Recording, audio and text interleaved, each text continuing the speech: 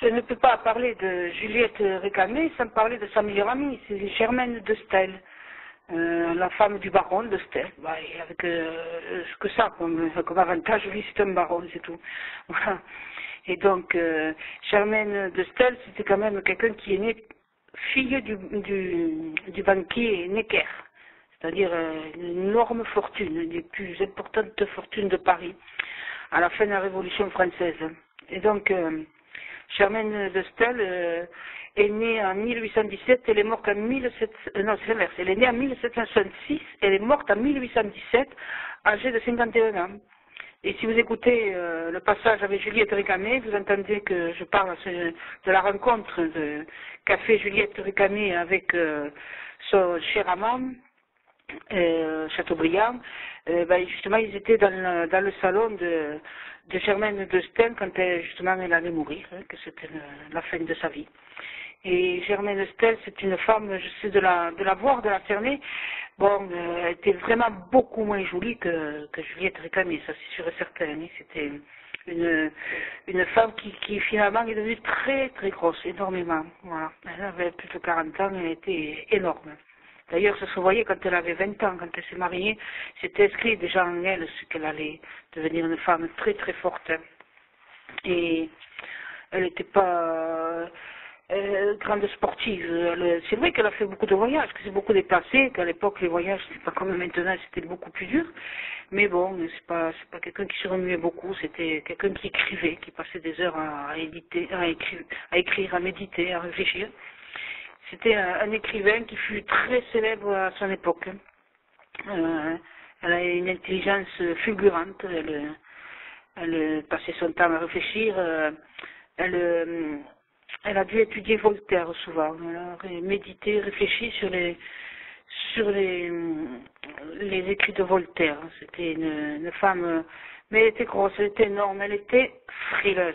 Voilà, elle était toujours engoncée dans des chalets à laine épaisse, dans des couvertures épaisses parce qu'elle avait très très très froid. Mais n'empêche, elle avait toujours un livre à la main pour lire et un bout de parchemin, un papier et un crayon, enfin une plume pour écrire. Elle était une boulimique d'intelligence et de réflexion, de compréhension de la société, des gens. Elle n'était pas trop portée sur les grands ingénies des sciences. Hein. Non, c'était plutôt quelqu'un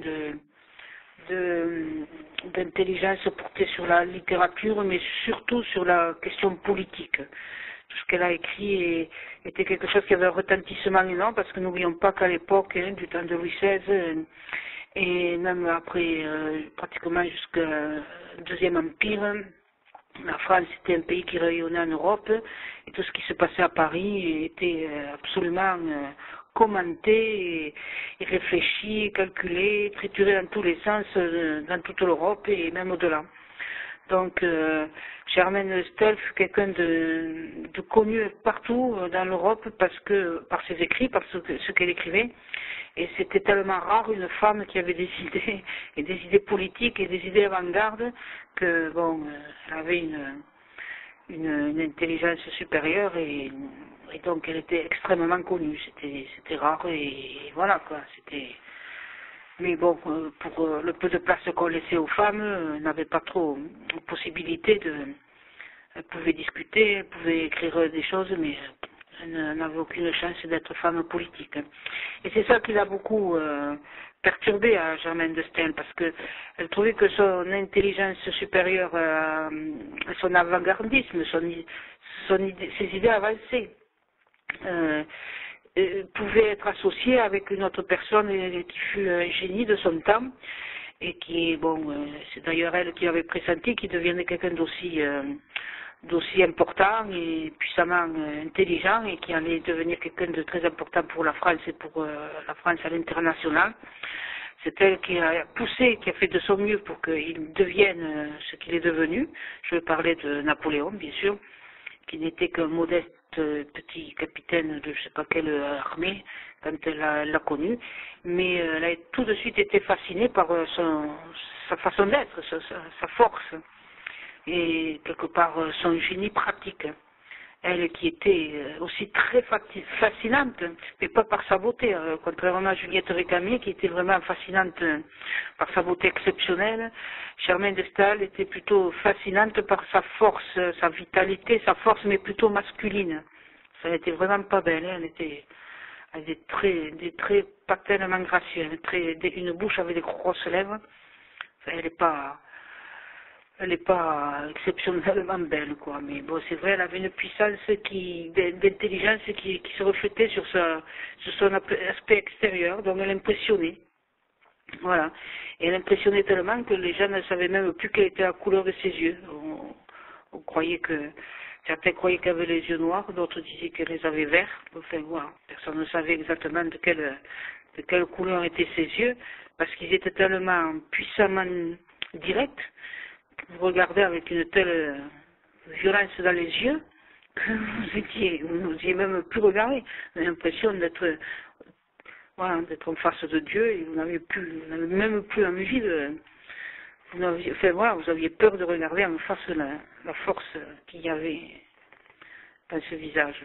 Voilà comment était Germaine de Staël. Alors bien sûr, elle avait une boulimie pour les hommes. Elle avait besoin d'amour, de passion. C'est une femme passionnée. C'est une femme qui a été initiatrice de ce qu'on appelle le romantisme, qui va faire de la France quelque chose de tragique d'ailleurs, mais enfin, qui persiste encore de nos jours. Quand un étranger il veut venir à Paris visiter, il vient à Paris uniquement.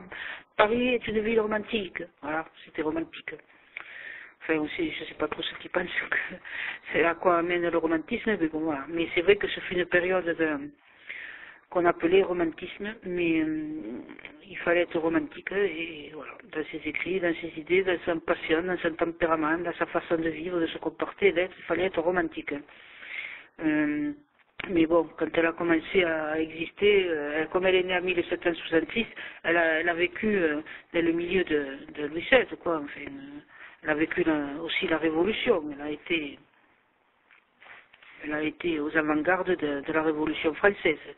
Mais elle était quand même plutôt à défendre comme elle était baronne, à défendre les nobles, quoi, les gens de très haute naissance, quoi, les nobles, elle préférait ça. Ce n'est qu'après qu'elle a aimé la République, elle a aimé, je ne sais pas s'il y en a qui lui ont montré que la grande la personnification de la justification du peuple, c'était la République. Mais toujours est-il qu'au début, elle défendait plutôt les rois, elle n'était pas très peuple. Mais ben oui, elle était très éloignée du peuple parce que son père était le banquier immensément riche, le plus riche d'Europe peut-être, et il lui a laissé sa grande fortune, bien évidemment, c'était sa fille unique, je pense. Et donc, elle a hérité d'une fortune inimaginable. Et même Napoléon, même quand il est devenu Bonaparte, il a fait très attention, parce que vraiment, la fortune immense, ça tenait quand même le fondement de pays, c'est l'argent, quoi, c'est la richesse. Voilà. Donc, il n'a pas trop aimé Madame de Staël, parce que pour lui, c'était une folle. Napoléon la prenait pour une folle et elle a fait de son mieux. Elle était passionnée, entière, et elle a couru après Napoléon pour se faire reconnaître. Et oui, mais il y a une chose, c'est qu'elle était entière, passionnée, que c'était un fort caractère, quelqu'un de très autoritaire. Elle avait l'habitude de donner des ordres. Mais Napoléon aussi, Napoléon aussi, devenu empereur, parce qu'il savait s'imposer. Donc c'était deux forces de la nature ensemble, ça ne pouvait jamais marcher. Elle y a cru longtemps, elle. Et bien sûr, au début, elle était celle qui a ouvert la porte quelque part parce qu'elle connaissait du monde. Elle a connu plein de gens.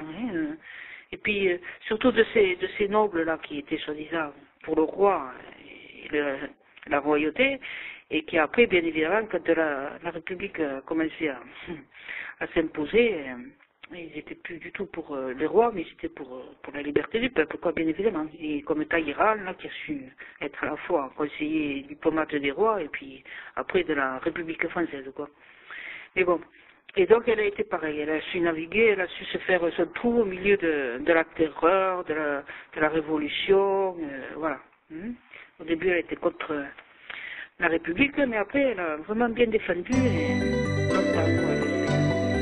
une période un peu troublée, et donc, mais comme elle avait l'argent, une très grosse fortune, pratiquement inépuisable, elle comptait. Voilà, hein, et puis son mari c'était un fantoche, il comptait pas, et donc elle donnait des réceptions, elle courait d'un côté à l'autre de Paris, elle aimait les intrigues, hein, voilà.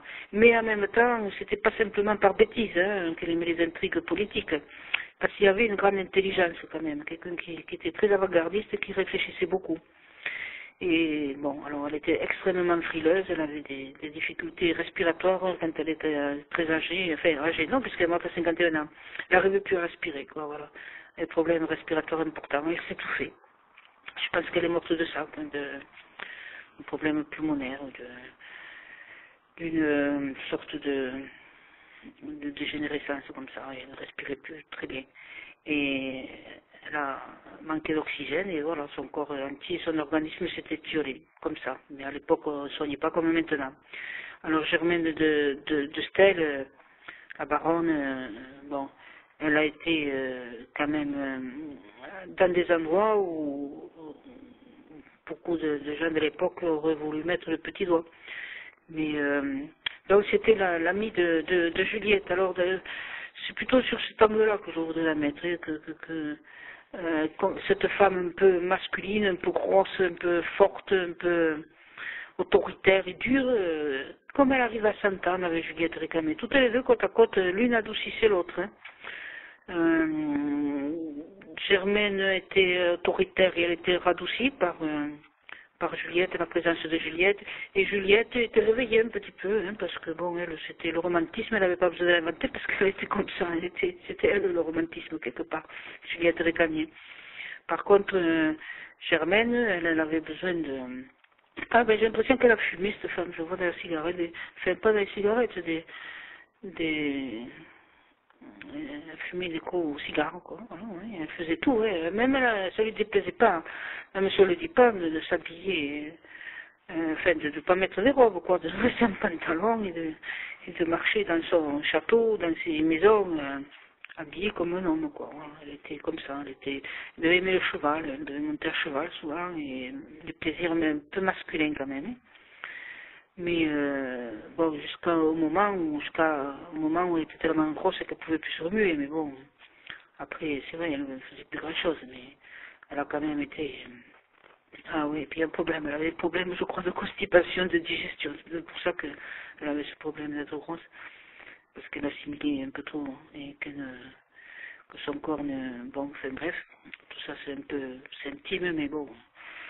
Et donc, elle avait cette intelligence supérieure, cette faculté de concentration. Toujours un livre à la main hein, pour étudier, pour comprendre, pour réfléchir. Et puis, une plume pour écrire. Mais bon, elle lisait beaucoup plus qu'elle n'écrivait.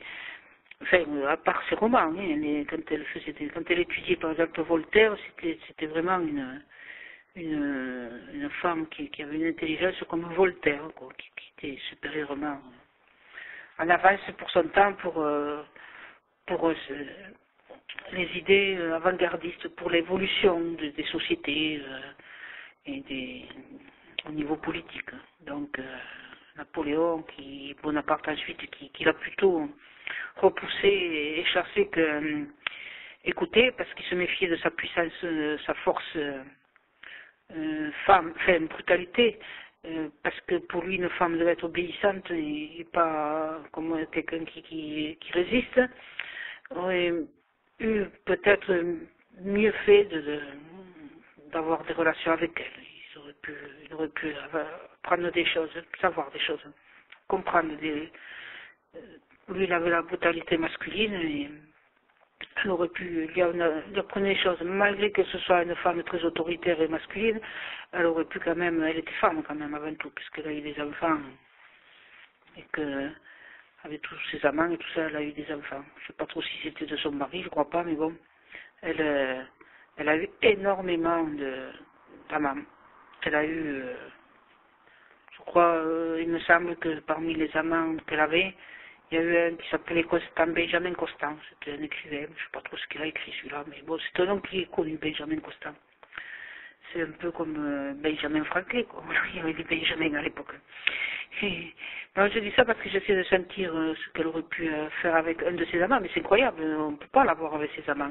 Elle est dévorée, elle était une passionnée, elle est dévorée, elle les avalait, mais voilà, se déchirer les entrailles par romantisme, par amour, par gloutonnerie passionnelle, mais on ne peut pas dire qu'elle elle a trop avalé, trop mangé, trop englouti et trop digéré pour qu'il y en ait un qui vraiment était un véritable amour, une force, quelque chose de, bon, je sais pas, il y en a pas un plus que l'autre pour moi. Je crois que c'était pas quelqu'un qui, malgré le désir d'aimer, je crois qu'elle avait plutôt le désir de posséder. Voilà, quand elle aimait les hommes, elle voulait les posséder totalement, parce qu'elle ne pouvait faire les choses qu'avec passion et avec fureur, mais pas jusqu'au boutiste dans son histoire.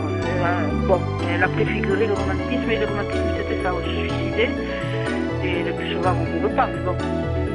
Et parce que c'était la mode, quoi, de se suicider et de renaître dans le lit de celui pour qui on voulait mourir. Mais elle, c'était ça, ces liaisons, elles n'ont pas duré des années, mais c'était des fusions passionnelles à fond, complet, total, voilà. Et donc elle recherchait aussi des intelligences. Elle en a eu quelques-uns, comme Talleyrand par exemple, mais je crois pas que